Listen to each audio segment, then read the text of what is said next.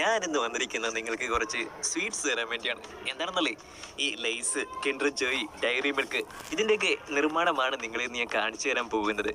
അപ്പോൾ ഈ മാമനൊന്നും കുഞ്ഞുമാവയൊന്നും വ്യത്യാസമില്ലാതെ എല്ലാവരും ഇത് കേൾക്കുമ്പോൾ വായിന്ന് വെള്ളം വരുമല്ലേ, ശരിയല്ലേ? ഇന്ന് നമ്മൾ ഇതൊക്കെ എങ്ങനെയാണ് ഫാക്ടറിയിൽ നിർമ്മിക്കുന്നതെന്ന് ഡീറ്റെയിൽ ആയിട്ടുള്ള വിവരണത്തോടെ കാണാൻ പോവുകയാണ് കേട്ടോ. അപ്പോൾ ഫാക്ടറിയുടെ പ്രേക്ഷകരെ ഹോൾഡ് ടൈറ്റ്. അപ്പോൾ ഞാൻ എന്നും പറയുന്നതാണ് ഫാക്ടറിയുടെ പ്രേക്ഷകരോട്, ഈ വീഡിയോ കണ്ടു കഴിയുമ്പോൾ നിങ്ങളുടെ കസിൻസിനും കൂട്ടുകാർക്കെല്ലാം ഷെയർ ചെയ്ത് കൊടുക്കണം കേട്ടോ. അതുമാത്രമല്ല, വീഡിയോ കണ്ടു കഴിയുമ്പോൾ ലൈക്ക് ചെയ്യും, കമൻറ്റ് ചെയ്യും, മാത്രമല്ല സബ്സ്ക്രൈബും ചെയ്യണമെന്ന് പറയണേ.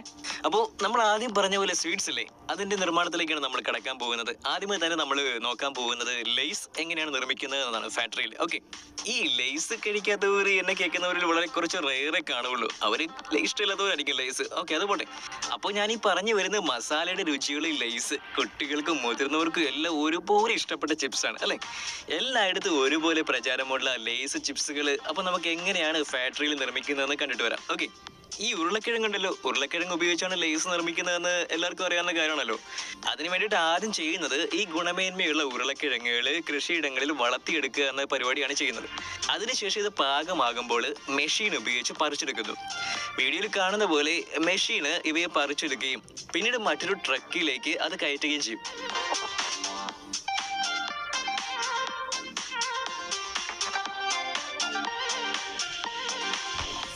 ട്രക്ക് ഫുള്ളി ലോഡായി കഴിഞ്ഞതിന് ശേഷം ഫാക്ടറിയിലേക്ക് ഈ ഉരുളക്കിഴങ്ങുകൾ കൊണ്ടുപോകുന്നു.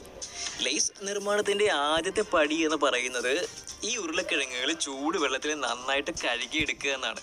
അവിടെ വെച്ച് ഈ ഉരുളക്കിഴങ്ങി പറ്റിയിരിക്കുന്ന മണ്ണ്, മറ്റ് രാസപദാർത്ഥങ്ങൾ എന്നിവ വെള്ളത്തോടൊപ്പം ഒഴുകിപ്പോവും.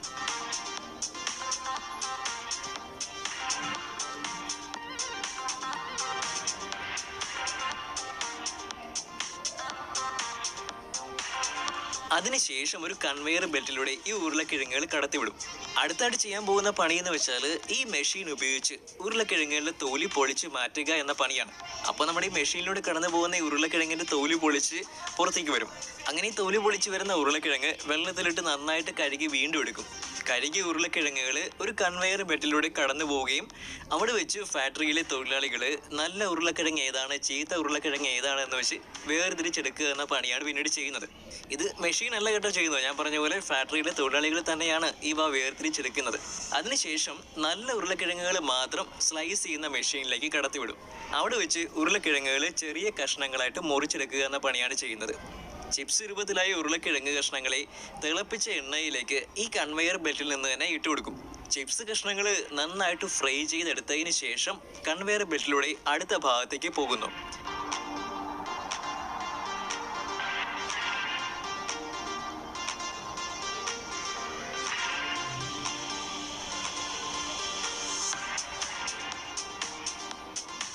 ഇവിടെ വെച്ചാണ് ലേസിൽ ഏറ്റവും പ്രധാനപ്പെട്ട ചേരുവയായിട്ടുള്ള മസാല ചേർക്കുന്നത്.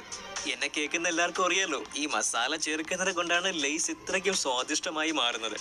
അങ്ങനെ കൺവെയർ ബെൽറ്റിലൂടെ കടന്നു പോകുമ്പോൾ തന്നെ അതിന് മുകളിൽ നിന്ന് ഒരു പ്രത്യേക സംവിധാനം ഉപയോഗിച്ച് മസാല ചിപ്സിലേക്ക് ഇട്ട് കൊടുക്കുകയാണ് പിന്നീട് ചെയ്യുന്നത്. അങ്ങനെ നമ്മുടെ ലേസ് നിർമ്മാണം ഇവിടെ കംപ്ലീറ്റ് ആയിരിക്കുകയാണ്, അതായത് പൂർത്തീകരിക്കപ്പെട്ടിരിക്കുകയാണ്. ഇനി ഇവ പാക്ക് ചെയ്യുന്ന ചുമതലയാണുള്ളത്. പാക്ക് ചെയ്യുന്നതിനായിട്ട് പാക്കിംഗ് മെഷീനിലേക്ക് ഇവ കടത്തിവിടും. നല്ല എയർ ടൈറ്റായിട്ട് പാക്ക് ചെയ്തതിന് ശേഷം ഇവ വിപണിയിലേക്ക് അയക്കുന്നു, അതായത് മാർക്കറ്റിലേക്ക് അയക്കുന്നു.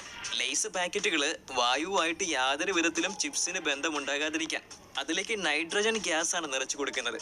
അതുകൊണ്ട് തന്നെ ചിപ്സ് തണുത്തു പോകാതെ ഇരിക്കും എന്നൊരു ഗുണമുണ്ട് കേട്ടോ. അടുത്ത് നമ്മൾ പോകാൻ പോകുന്നത് ഡയറി മിൽക്കിൻ്റെ നിർമ്മാണത്തിലേക്കാണ്. കാഡ്ബറീസ് ഡയറി മിൽക്ക് എന്ന് കേൾക്കുമ്പോൾ തന്നെ നമ്മുടെ വായിൽ ഒരു കപ്പൽ ഓടിക്കാനുള്ള വെള്ളം വരുമല്ലേ. എൻ്റെ വായു വരെ വന്നു വെള്ളം. അപ്പോൾ ഒരെണ്ണം കിട്ടിയേ കൊള്ളാമെന്ന് ഇപ്പോൾ കരുതുന്നവരായിരിക്കും ഇപ്പോൾ കേൾക്കുന്നവരെല്ലാവരും. ഈ ചോക്ലേറ്റ് ഇഷ്ടപ്പെടാത്തവർ കുറവായിരിക്കുമെന്ന അനുമാനത്തിലാണ് ഞാനിത് പറഞ്ഞത് കേട്ടോ. അങ്ങനെ കാഡ്ബറിയുടെ ഡയറി മിൽക്ക് നിർമ്മാണം എങ്ങനെയാണെന്നാണ് നമ്മളിപ്പോൾ ഈ വീഡിയോയിലൂടെ കാണാൻ പോകുന്നത്. ചോക്ലേറ്റ് നിർമ്മിക്കുന്നതിനായിട്ട് കൊക്കോയാണ് ഉപയോഗിക്കുന്നതെന്ന് അറിയാലോ. നമ്മുടെ നാട്ടിൽ പലയിടങ്ങളിലും കൊക്കോ മരം നിങ്ങൾ കണ്ടിട്ടുണ്ടാവും. ഈ ചോക്ലേറ്റ് നിർമ്മിക്കുന്ന കമ്പനികളുണ്ടല്ലോ, വലിയ തോതിൽ കൊക്കോ വളർത്തിയെടുക്കുകയാണ് ആദ്യം ചെയ്യുന്നത്. അതിനുശേഷം കൊക്കോ വളർന്നു കഴിയുമ്പോൾ അതിൽ നിന്ന് കൊക്കോ പഴങ്ങൾ പറിച്ചെടുക്കും. ഇങ്ങനെ പറിച്ചെടുത്ത കൊക്കോ പഴങ്ങളെ മുറിച്ച് അതിനകത്ത് നിന്ന് ബീൻസിനെ മാറ്റിയെടുക്കുന്ന പണിയാണ് പിന്നീട് ചെയ്യുന്നത്. ഇങ്ങനെയുള്ള കൊക്കോ ബീൻസ് വെയിലത്ത് ഉണക്കാനിടുന്നു. നന്നായി ഉണങ്ങിയതിന് ശേഷം ഈ കൊക്കോ ബീൻസ് ഫാക്ടറിയിലേക്ക് കൊണ്ടുപോകുന്നു. ഫാക്ടറിയിൽ വെച്ച് കൊക്കോ ബീൻസ് നന്നായിട്ട് റോസ്റ്റ് ചെയ്തെടുക്കുന്നു, അതായത് വറുത്തെടുക്കും.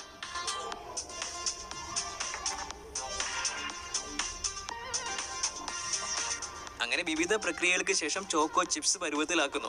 ഇനിയാണ് ഡയറി മിൽക്ക് നിർമ്മാണം ആരംഭിക്കാൻ പോകുന്നത്. ചോക്കോ ചിപ്സിനെ ഒരു മിക്സറിൽ നിക്ഷേപിക്കുന്നു. കൃത്യമായ അനുപാതത്തിൽ വെള്ളവും പഞ്ചസാരയും ചേർത്ത് കൊടുക്കുകയാണ് പിന്നീട് ചെയ്യുന്നത്.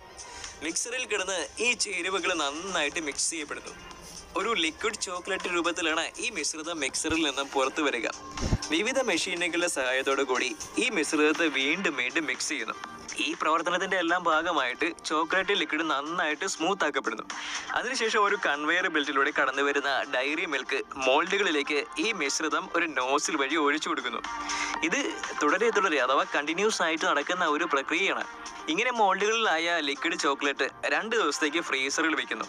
നന്നായിട്ട് ഫ്രീസ് ചെയ്ത് ഹാർഡായിട്ടുള്ള ഡയറി മിൽക്ക് മോൾഡുകളിൽ നിന്നും പുറത്തെടുത്ത് പാക്കിംഗ് സെക്ഷനിലേക്ക് കടത്തിവിടുന്നു. അവിടെ വെച്ച് റാപ്പറുകളിൽ പാക്ക് ചെയ്ത് വിപണിയിലേക്ക് വിടുന്നു.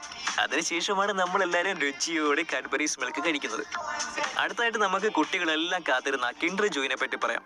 അപ്പോൾ ഞാൻ പറഞ്ഞ പോലെ കിൻഡർ ജോയ് ഇഷ്ടപ്പെടാത്ത കുട്ടികൾ വളരെ കുറവായിരിക്കും അല്ലേ? ബേക്കറികളിൽ പോകുമ്പോൾ നമ്മുടെ കുട്ടികളുടെ കണ്ണ് കൂടുതലും കിൻഡർ ജോയിലായിരിക്കും. 2 ചോക്ലേറ്റ് ബോളുകളാണ് കിൻഡർ ജോയിയുടെ അകത്തുള്ളത്.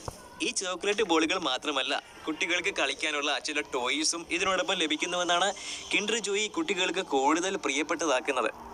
ഈ കിൻഡർ ജോയിയുടെ നിർമ്മാണം എങ്ങനെയാണെന്നാണ് നമ്മൾ കാണാൻ പോകുന്നത് കേട്ടോ. ആദ്യം തന്നെ അതിനകത്ത് വൈറ്റ് ചോക്ലേറ്റ് നിർമ്മിക്കുന്ന പ്രക്രിയയാണ് നടക്കുന്നത്. വൈറ്റ് ചോക്ലേറ്റ് നിർമ്മിക്കുന്നതിനായിട്ട് 35% cocoa butter, 35% milk powder, 30% sugar എന്നിവ ചേർത്ത് ഒരു മിക്സറിലിട്ട് നന്നായിട്ട് മിക്സ് ചെയ്തെടുക്കുന്നു. 30 മിനിറ്റ് നേരത്തേക്കാണ് ഈ മിക്സിംഗ് പ്രവർത്തനം നടത്തുന്നത്.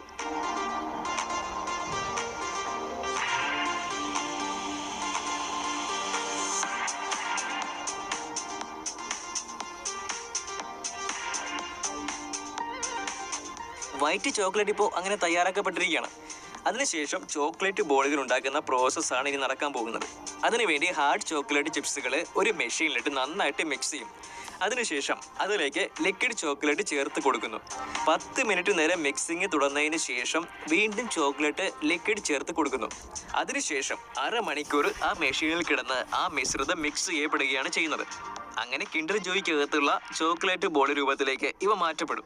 ഇങ്ങനെയുള്ള ബോളുകൾ പാക്കിംഗ് സെക്ഷനിലേക്ക് കടത്തിവിടുന്നു. പാക്കിംഗ് സെക്ഷനിലെ പല ടാങ്കുകളിലായിട്ട് white chocolate, liquid chocolate, chocolate ബോളുകൾ എന്നിവ നിറച്ചു വെച്ചിരിക്കും. കിൻഡർ ജോയ് തുറക്കുന്നതിനുള്ള പ്ലാസ്റ്റിക് കേസുകൾ ഒരു കൺവെയർ ബെൽറ്റിലൂടെ കടത്തിവിടുന്നു. ആദ്യത്തെ നോസിൽ നിന്നും വൈറ്റ് ചോക്ലേറ്റ് പ്ലാസ്റ്റിക് കേസിലേക്ക് ഒഴിക്കുന്നു. അതിനുശേഷം ചോക്ലേറ്റ് ബോളുകൾ ഈ പാക്കിങ്ങിലേക്ക് നോസിൽ വഴി ഇട്ടുകൊടുക്കുന്നു. കൺവെയർ ബെൽറ്റിലൂടെ നീങ്ങിക്കൊണ്ടിരിക്കുന്നതിനോടൊപ്പം അടുത്ത ഭാഗം വെച്ച് അടയ്ക്കുന്നു. അതോടൊപ്പം തന്നെ കിൻഡർ ജോയ് കഴിക്കാനുള്ള സ്പൂണും ഇതിനോടൊപ്പം ചേർത്ത് പാക്ക് ചെയ്ത് വിടുകയാണ് ചെയ്യുന്നത്. അപ്പോൾ ഫാക്ടറി ടിവിയുടെ പ്രേക്ഷകരെ, നിങ്ങൾക്ക് ഇഷ്ടപ്പെട്ട 3 ഭക്ഷണ സാധനങ്ങളുടെ നിർമ്മാണത്തെക്കുറിച്ചാണ് നമ്മൾ ഇന്നത്തെ വീഡിയോയിൽ ഡിസ്കസ് ചെയ്തത് കേട്ടോ. ഈ വീഡിയോ പ്രേക്ഷകർക്ക് എല്ലാവർക്കും ഉപകാരപ്രദമായി എന്ന് ഞങ്ങൾ വിശ്വസിക്കുകയാണ്.